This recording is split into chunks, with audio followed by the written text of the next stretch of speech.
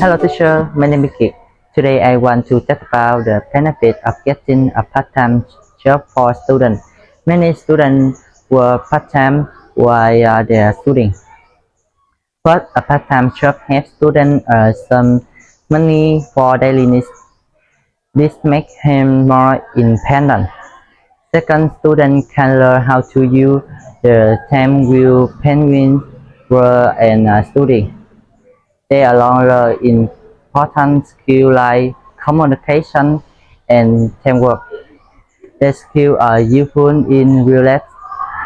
In addition, a part-time job helps students get work dependencies and understand how a job works.